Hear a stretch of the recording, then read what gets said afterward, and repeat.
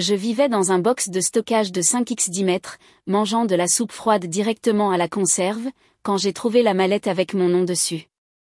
6 mois plus tôt, j'avais un mari, 2 enfants, une maison remplie de rire et un travail que j'aimais. Puis ma sœur m'a tout pris. Mon mari, ma carrière, même mes enfants. Elle a appelé ça le destin. Lui a appelé ça une promotion. J'ai appelé ça le jour où j'ai cessé de croire en la famille. Cette nuit-là, j'ai reçu un SMS de mon ex-mari, « Tu mourras pauvre et seul ». J'y ai presque cru jusqu'à ce que j'ouvre cette mallette et que je voie les liasses de billets et une lettre de mon oncle décédé. Ce n'est que de l'argent de voyage. La vraie fortune attend à ses coordonnées. Ce que j'ai trouvé à ses coordonnées n'a pas seulement changé ma vie. Cela a changé tout ce que je pensais savoir sur l'amour, la trahison et le sang. Je m'appelle Émilie Dubois et il y a 6 mois, ma vie semblait parfaite de l'extérieur. J'étais mariée à Étienne, un chef de projet charmant avec un sourire qui inspirait trop facilement confiance aux gens. Nous avions 2 magnifiques enfants, Léo, 14 ans, qui adorait le football, et Sophie, 10 ans, qui dormait encore avec son lapin en peluche. Nous vivions dans une maison confortable à 2 étages à Chanteloup, en Normandie, avec des volets bleus et une balançoire de Porsche qu'Étienne avait construite lui-même. Je travaillais comme designer senior chez Chanteloup Architecture, un cabinet que j'avais aidé à bâtir de zéro. Ironiquement, ma sœur cadette, Chloé, y travaillait aussi. Tout le monde l'admirait, la femme confiante, l'âme du bureau. Je pensais que nous étions une équipe, des sœurs contre le monde, jusqu'à ce jeudi. C'était en fin d'après-midi quand un email anonyme est arrivé dans ma boîte de réception avec pour objet « Tu mérites de savoir ». En pièce jointe, une seule photo, Étienne et Chloé s'embrassant sur le parking derrière notre bureau.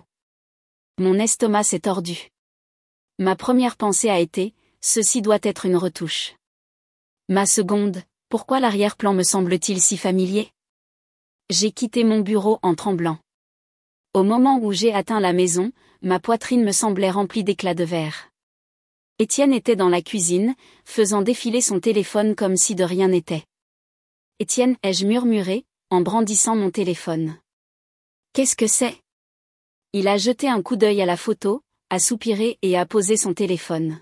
« Émilie, ne fais pas de scène. »« Une scène » ai-je dit, ma voix brisée. « C'est ma sœur. » Il s'est frotté les tempes comme si j'étais le problème. « Tu étais toujours si occupée, si distante. » Chloé me comprend. Ce n'était pas censé arriver, mais c'est arrivé. Je suis restée là, figée, tandis que chaque souvenir de dîner de famille, de vacances et de rire partagé s'effondrait sur lui-même. Quand Chloé est apparue au bureau le lendemain, elle n'avait même pas l'air honteuse. Elle est entrée avec une nouvelle coupe de cheveux, sa main sur le bras d'Étienne. Le lundi, mon patron m'a convoqué. Nous avons décidé de prendre une direction différente, a-t-il dit doucement. Chloé va reprendre ton rôle. Ce n'était pas une direction différente. C'était l'exil. En quelques semaines, Étienne a demandé le divorce. Il a utilisé tous les mensonges qu'il a pu trouver, que j'étais instable, négligente, obsédée par le travail. Il a obtenu la maison, la garde des enfants, et ma sœur souriant à ses côtés au tribunal.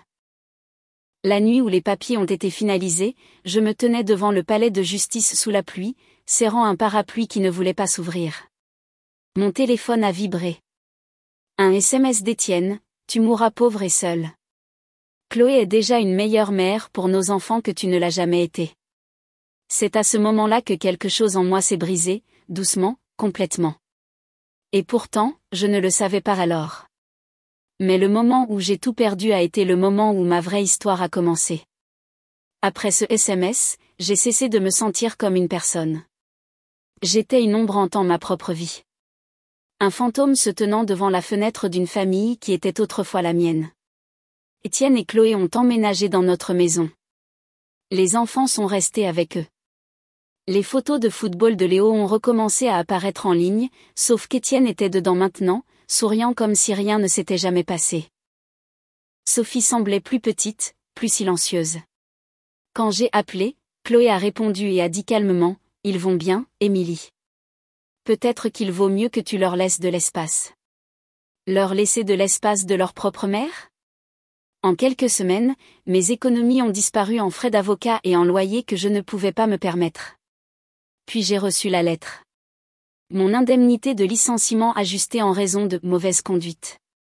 Ils ont dit que j'avais accédé à des dossiers confidentiels de l'entreprise. Chloé s'en était assurée. Je me souviens m'être tenue dans l'épicerie ce jour-là, tenant un carton de lait, réalisant que ma carte de débit allait être refusée. Le monde a tourné, et j'ai dû me stabiliser sur le caddie. Je suis sortie les mains vides. À la fin du mois, je dormais dans ma voiture derrière un restaurant fermé, utilisant les toilettes pour me laver le visage. Quand le propriétaire m'a surprise un matin, il a dit gentiment, il y a un endroit près de l'autoroute. Les box de stockage, calme, pas cher. C'est ainsi que je me suis retrouvée là-bas, dans l'unité 32B. 10 mètres de long, 5 de large, juste assez pour un lit de camp, une lanterne et 2 cartons de vêtements. Les murs sentaient le métal et la vieille fumée de cigarettes. J'utilisais un réchaud de camping pour chauffer de la soupe, et je volais le Wi-Fi de la station-service d'en face. Chaque nuit, je m'endormais au son de la pluie tapant sur le toit mince, murmurant que ce serait tout ce que je serais jamais, une femme oubliée par sa propre famille. Mais alors est venue cette nuit. J'avais vendu ma bague de mariage pour 40 € dans un prêteur sur gage et en avais utilisé la moitié pour acheter de l'essence pour ma petite voiture. Quand je suis retournée à l'unité, le faisceau de ma lampe de poche a attrapé quelque chose derrière une chaise cassée, un éclair de cuir marron, une vieille mallette, couverte de poussière, la poignée fissurée. Je l'ai tirée et j'ai failli la laisser tomber quand j'ai vu l'étiquette. Émilie J. Dubois. J'ai froncé les sourcils. Je n'avais jamais rien possédé de tel. La serrure était à l'ancienne avec un code à 3 chiffres. J'ai essayé 101, ma date de naissance, notre date de mariage. Rien n'a fonctionné. Je l'ai mise de côté, m'enveloppant dans une couverture, mais le sommeil ne venait pas. Le silence pesait sur moi, lourd comme la culpabilité. Dehors, le vent hurlait à travers les fentes de la porte métallique. Finalement, vers 2 heures du matin, je me suis assise, j'ai attrapé mon tournevis et j'ai murmuré, « Tu as tout pris, Étienne. » Mais peut-être pas ça. La serrure s'est ouverte avec un clic métallique. À l'intérieur, quelque chose a scintillé dans la faible lumière de la lanterne, des piles de billets de 100 € neufs et une note jaunie soigneusement pliée sur le dessus. Cette nuit-là, dans un box de stockage froid au bout de nulle part, j'ai appris que parfois l'univers ne chuchote pas. Parfois, il vous laisse un message et vous met au défi de le suivre. Mes mains tremblaient si fort que le papier a failli se déchirer entre mes doigts. L'écriture était irrégulière, mais familière, des boucles qui penchent trop à droite, comme si l'écrivain était pressé. Je ne l'avais pas vu depuis plus de 10 ans. Émilie, commençait la note. Si tu lis ceci, tu as tout perdu. Bien. Ce n'est que lorsque les mensonges sont dévoilés que tu peux voir la vérité. L'argent contenu dans cette mallette est de l'argent de voyage. La vraie fortune et la vérité sur la mort de ton père t'attendent à ses coordonnées dans le Massif central. Au bas, à l'encre pâlie, une signature, Oncle Raymond. Pendant une seconde, je n'ai pas pu respirer. L'oncle Raymond avait été le frère aîné de mon père, un vétéran de guerre revenu du Vietnam. À moitié brisé, paranoïaque et distant. Quand j'étais petite, il nous rendait visite à Noël, marmonnant à propos de loups et de costumes et avertissant mon père de faire attention à ses arrières. Après l'accident de mon père à la Syrie, Raymond a disparu dans les montagnes. Tout le monde disait qu'il était devenu fou. J'avais l'habitude de les croire. Maintenant, assise là dans la faible lueur de ma lanterne, je n'étais plus si sûre. J'ai déplié le reste du papier. Les coordonnées étaient griffonnées au bas, 47.0916 nord 113.9 1948 ouest, Sentier du Loup, Massif central, près de 1000 km. J'ai ri amèrement. Bien sûr, oncle Raymond, juste un petit voyage en voiture, ai-je marmonné. Mais quelque chose dans cette ligne, la vérité sur la mort de ton père, me brûlait la poitrine. La mort de mon père n'avait jamais eu de sens. Le rapport d'accident de la Syrie était plein de trous. Mais chaque fois que je posais des questions en grandissant, maman pâlissait et chuchotait, « Laisse les morts reposer, Émilie. » Maintenant, je me demandais si elle avait eu peur. J'ai compté l'argent. 49 000 € en piles soignées scellées avec des bandes de papier d'une banque locale. Ce n'était pas de l'argent de la drogue. Les billets étaient trop neufs, trop ordonnés. La note n'était pas une blague. C'était réel. J'ai passé le reste de la nuit à arpenter le sol étroit du box de stockage, serrant la lettre comme une bouée de sauvetage. Que voulait-il dire par « fortune » ? Raymond avait-il de l'argent ? Ou était-ce autre chose ? Des preuves, peut-être ? Quand l'aube a rampé à travers les fentes métalliques, j'ai pris ma décision. J'ai vendu le reste de mes bijoux, emballé un sac de voyage avec des vêtements, une lampe de poche et une carte routière. J'ai acheté un vieux Ford Escape à un homme qui ne posait pas de questions. Alors que je remplissais le réservoir d'essence, j'ai aperçu mon reflet dans le rétroviseur latéral. Des yeux creux, une peau pâle. Mais derrière cela, quelque chose de nouveau. Une lueur que je n'avais pas vue depuis des mois. L'espoir. Avant de prendre l'autoroute, j'ai regardé une fois le terrain de stockage, mon cocon de béton. Au revoir, fond du gouffre, ai-je murmuré. Il est temps de découvrir ce que tu cachais. Puis j'ai appuyé sur la pédale et j'ai roulé vers la seule chose qui avait encore un sens, la vérité. Le trajet de Normandie au Massif central m'a semblé traverser les vestiges de mon ancienne vie. Chaque borne kilométrique était un adieu à Étienne, à Chloé, à la femme qui croyait que l'amour signifiait la sécurité. Je suis parti avant le lever du soleil. Les 49 000 € scellés dans un sac en plastique sous le siège passager. Chaque fois que je heurtais une bosse, la mallette cliquetait comme si elle était vivante, murmurant « Continue ». Le café de la station-service est devenu mon petit déjeuner. Les motels, la gentillesse des étrangers. J'ai traversé des forêts de pins interminables, des villes enneigées et des routes si vides que le grésillement de la radio me tenait compagnie. La nuit, lorsque la route se brouillait dans l'obscurité, je m'imaginais mes enfants. Le rire de Léo. La voix endormie de Sophie disant « Bonne nuit, maman ». Puis je me souvenais de Chloé brossant les cheveux de Sophie de la même manière que je le faisais, et ma prise se resserrait sur le volant jusqu'à ce que mes jointures blanchissent. Le 3e jour, l'air avait changé. Plus fin, plus froid, plus sauvage. Le signal GPS a chuté juste à l'extérieur du département du Cantal. L'écran a clignoté, pas de service. Comme pour me prévenir, tu es seul à partir d'ici. Les coordonnées menaient à un chemin de terre caché derrière un fouillis d'épicéas. Sentier du Loup. Le nom de la lettre. Je m'y suis engagé lentement. La route ressemblait plus à une cicatrice à travers la forêt, inégale et étroite, les pneus crissant sur le sol gelé. Après 1 kilomètre, j'ai vu un portail rouge rouillé, suspendu de travers à ses gonds, un panneau « Propriété privée » décoloré balançait dans le vent. Mon cœur battait la chamade. Je suis sorti de la voiture, la neige craquant sous mes bottes, et j'ai essayé la clé qui avait été scotchée au fond de la mallette. Elle a fonctionné. Le portail a grincé en s'ouvrant, un son comme le gémissement de quelque chose d'ancien qui se réveille. Au-delà, le monde est devenu silencieux. Pas de voiture, pas de vent, juste le bruissement de la neige tombant des branches des arbres. J'ai suivi le chemin à pied, mon souffle s'évaporant devant moi. Les bois se sont refermés, avalant la faible lumière. Puis, comme le disait la note, je l'ai trouvé, un rocher massif, déchiqueté et gris, en forme indubitable de tête d'ours regardant le ciel.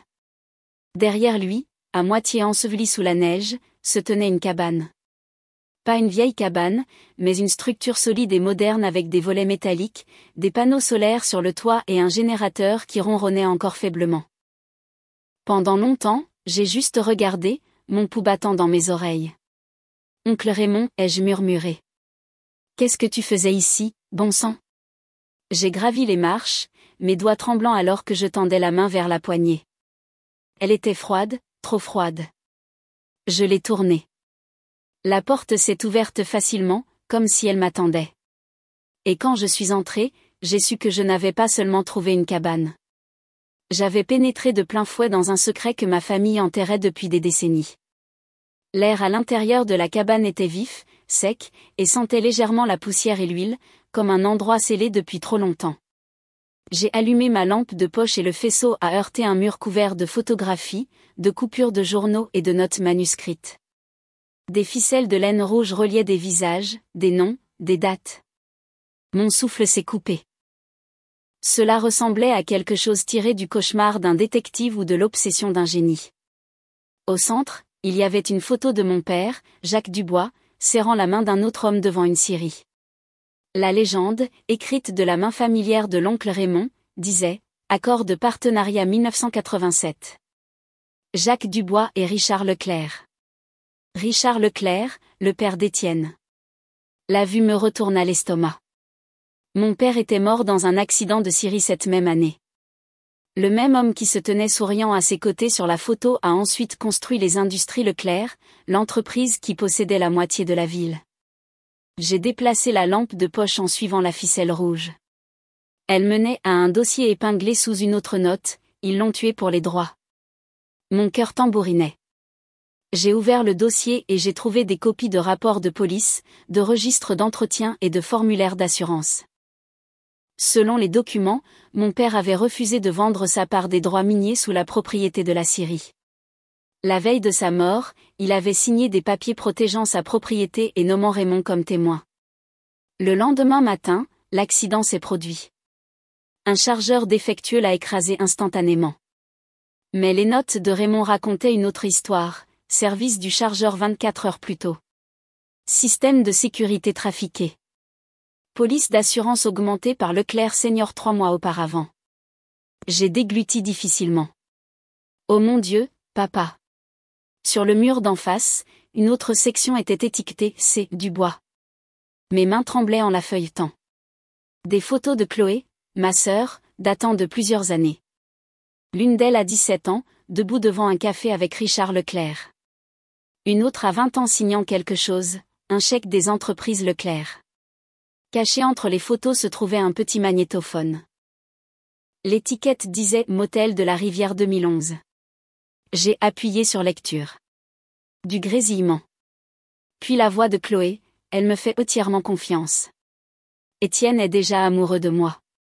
Une autre voix, plus grave, plus âgée, Richard Leclerc. Bien. Une fois qu'elle est hors du tableau, Étienne hérite par le mariage. Et nous possédons les droits miniers par les enfants. Garde-la docile. Mes genoux ont fléchi. Le magnétophone est tombé de mes mains. Chloé ne m'avait pas seulement trahi. Elle avait été formée, manipulée par le père d'Étienne pour détruire notre famille. Pour s'assurer la fortune que mon père était mort en protégeant. Je me suis dirigée vers le bureau, agrippant les bords pour me maintenir debout. C'est là que j'ai vu une enveloppe scellée, soigneusement étiquetée, instruction finale pour Émilie seulement. À l'intérieur se trouvait un document légal, le testament de l'oncle Raymond. Il m'avait tout laissé. Sa terre, ses comptes et quelque chose d'autre, la propriété des droits miniers du bois. Valeur estimée à plus de 80 millions d'euros. Les larmes brouillaient ma vision. Toutes ces années, on m'avait dit que j'étais faible, naïve, brisée. Mais mon oncle avait connu la vérité. Il m'avait préparé, attendant que je trouve cet endroit. Et maintenant, je comprenais enfin ce qu'il voulait dire dans sa lettre, lorsque les mensonges seront dévoilés, tu verras qui sont vraiment les loups. Oh, ma sœur, mon mari, leur famille. Ils n'avaient pas seulement volé ma vie. Ils avaient bâti leur empire sur la tombe de mon père. Pendant des heures, je suis restée assise dans la cabane, entourée de papiers qui redéfinissaient tout ce que je pensais savoir sur ma vie. Dehors, le vent hurlait à travers les arbres comme s'il portait les fantômes de tous ceux qui avaient gardé le silence. Sur le bureau se trouvaient des boîtes remplies d'enregistrements étiquetés, de bordereaux bancaires et de clés USB, des années de preuves. L'oncle Raymond avait tout documenté. Des paiements des Industries Leclerc à des juges, des comptes cachés aux îles Caïmans, même des emails entre Étienne et Chloé, les plus anciens datant de plusieurs mois avant que je ne soupçonne quoi que ce soit.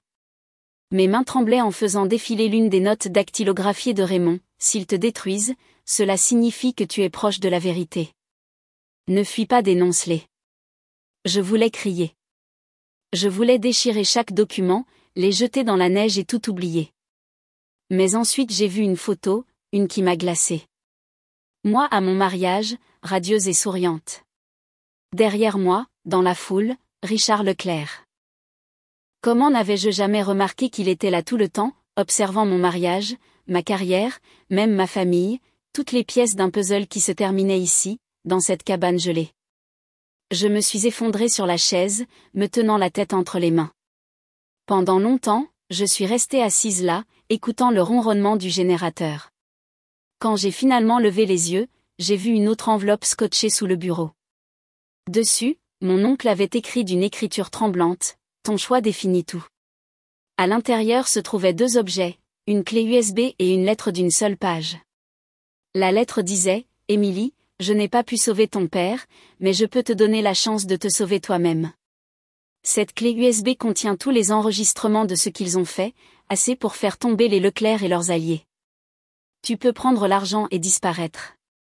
Recommencer. Personne ne te blâmerait. Ou tu peux finir ce que j'ai commencé. Mais comprends que la vérité te coûtera ta paix avant de te libérer. Je fixai la clé USB dans ma paume, petite et inoffensive. Pourtant, elle contenait 40 ans de secrets, de sang, de trahison et de cupidité. Que ferais-je? Marcher jusqu'à un poste de police? Appeler le FBI? Ils avaient du pouvoir, des avocats, des amis partout. Ils m'avaient déjà pris mes enfants. Et si je m'en prenais à eux, ils reviendraient me chercher. Mais ensuite, je me suis souvenu de la voix de Léo quand il avait 5 ans, tirant sur ma manche au moment du coucher. « Maman. Papa dit que les méchants sont toujours attrapés. » Ma gorge s'est serrée. « Oui, ai-je murmuré dans la pièce vide. Ils le sont. » J'ai emballé chaque dossier, chaque disque, chaque bande dans un sac de sport. La neige dehors avait cessé et le ciel se teintait de gris et de rose. L'aube. Alors que je fermais la porte de la cabane derrière moi, j'ai regardé en arrière une fois, non pas comme un adieu, mais comme une promesse. « Oncle Raymond, ai-je murmuré. Tu n'as pas vécu assez longtemps pour finir ça, mais moi, oui. » Puis je suis montée dans la voiture, j'ai posé la clé USB sur le siège passager à côté de la mallette et j'ai démarré le moteur. Au moment où j'ai retrouvé le réseau cellulaire, je savais exactement qui appeler. « Bureau du FBI de Paris », ai-je dit. J'ai des preuves d'une dissimulation vieille de 30 ans, et je suis prête à parler. Il a fallu près de 5 mois pour que tout se déroule. 5 mois d'appels téléphoniques, d'entretiens et de nuits où je dormais à peine. Le FBI m'a assigné à l'agente Patricia Nolly, une femme aux yeux gris vifs et à la patience d'un chirurgien. Au début, elle ne m'a pas cru. Elle avait probablement entendu des centaines d'histoires comme la mienne, des personnes désespérées poursuivant des conspirations pour justifier leur douleur. Mais ensuite, je lui ai remis les dossiers de l'oncle Raymond, la clé USB et la cassette, celle avec la voix de Chloé. Le lendemain, elle m'a rappelé, sa voix basse et urgente. « Émilie, c'est plus grand que ce que nous pensions. Vous devez rester silencieuse pour l'instant. » Alors, je l'ai fait. Je suis restée invisible, une femme que personne ne remarquait dans un motel bon marché près de l'autoroute A2, vivant de plats à emporter et de cauchemars. Chaque semaine, l'agente Nolly me tenait au courant par de courts appels prudents. Nous avons retracé les comptes. Nous avons assigné à comparaître d'anciens dossiers d'assurance. Nous nous rapprochons. Puis un matin, je me suis réveillée au son de mon téléphone vibrant sur la table. Ça se passe, a dit Nolly. Restez où vous êtes. Allumez les infos. Sur l'écran, j'ai vu l'impossible. Étienne Leclerc, mon ex-mari, être conduit hors d'un club de campagne menotté. Des caméras clignotant, des journalistes criant son nom. Derrière lui, Richard Leclerc, pâle et furieux, cachant son visage, et Chloé, ma sœur, se couvrant la tête d'une veste alors que des agents l'escortent dans un SUV noir. Le défilement au bas de l'écran indiquait: le FBI perquisitionne les industries Leclerc dans une enquête sur une fraude de 80 millions de dollars et un meurtre dissimulé. Mes mains se sont engourdies. Je me suis effondrée sur le sol, riant et pleurant en même temps. Pendant des années, il m'avait tout pris, ma famille, mon travail, mes enfants, ma dignité, et maintenant il faisait enfin face à la lumière. Mais la vraie tempête n'avait même pas encore commencé. 2 semaines plus tard, j'ai été citée à comparaître. Le procès s'est tenu au tribunal fédéral de Paris, bondé de journalistes, de caméras et de trop de visages curieux. Quand je suis entrée dans cette salle d'audience, j'ai senti que chaque pas était une bataille entre l'ancienne moi et la femme que j'étais devenue. Étienne était assis à la table de la défense, portant un costume coûteux, l'air plus petit que dans mes souvenirs. Ses yeux ont rencontré les miens pendant une fraction de seconde, puis ont fui. Chloé était assise à côté de lui, les poignets tremblants, le mascara coulant. Lorsque le procureur a appelé mon nom, je me suis levée. Veuillez décliner votre nom. Émilie Dubois. Mademoiselle Dubois, comment êtes-vous liée aux accusés? Ce sont ma famille, ai-je dit doucement.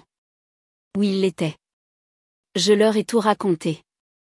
L'affaire, le travail, le box de stockage, la mallette, la cabane, chaque mensonge, chaque pot de vin, chaque voix sur ces enregistrements. La salle d'audience était silencieuse, à l'exception du grattement des stylos. Quand ils ont passé la cassette, la voix de Chloé disant « Elle me fait entièrement confiance », j'ai entendu quelqu'un dans le fond halter. Chloé s'est couverte le visage. Étienne l'a regardée, la mâchoire serrée. L'empire de la tromperie qu'ils avaient construit s'effondrait là, en public. À un moment donné, l'avocat d'Étienne a essayé de me faire passer pour instable. « Mademoiselle Dubois, vous avez vécu dans un box de stockage, n'est-ce pas? » « Oui, ai-je dit, parce que votre client m'a tout pris, et maintenant il va en répondre. » Le visage des jurés s'est durci après cela. Le verdict est tombé 4 jours plus tard. Étienne Leclerc, 18 ans pour fraude, complot et obstruction à la justice. Chloé Dubois, 12 ans pour parjure et complicité de dissimulation. Richard Leclerc, en attente de jugement, est décédé en détention avant sa condamnation. Lorsque le marteau est tombé, la salle d'audience a expiré. Je n'ai pas applaudi. Je n'ai pas pleuré. Je suis restée assise là, les mains jointes, ressentant une libération plus profonde que la victoire. Ensuite, Chloé a demandé à me voir. Contre mon meilleur jugement, j'ai accepté. Nous nous sommes rencontrés dans une salle de détention, séparée par une vitre. Elle semblait plus petite, ses cheveux attachés, ses yeux creux. « Tu n'étais jamais censé le découvrir », a-t-elle murmuré. « Tu as toujours dit que j'étais trop naïve », ai-je répondu. Je suppose que j'ai finalement appris. Étienne, il a fait des promesses. Il a dit que nous serions riches. Il a dit qu'il m'aimait. Il m'a dit la même chose une fois. Elle a pleuré alors, des larmes de honte silencieuses. Pour la première fois, j'ai failli la plaindre, presque. Tu aurais pu me le dire, ai-je dit doucement. Tu étais ma sœur. Je sais, a-t-elle sangloté. Et c'est ce qui rend les choses pires. Quand je suis sortie de cette pièce, l'air était plus léger. Devant le palais de justice, le ciel était gris pâle, la neige commençait à tomber, le même genre qui avait recouvert la cabane le jour où je l'avais trouvée. J'ai incliné la tête en arrière, laissant les flocons piquer mon visage. Pour la première fois depuis des années, je ne courais pas.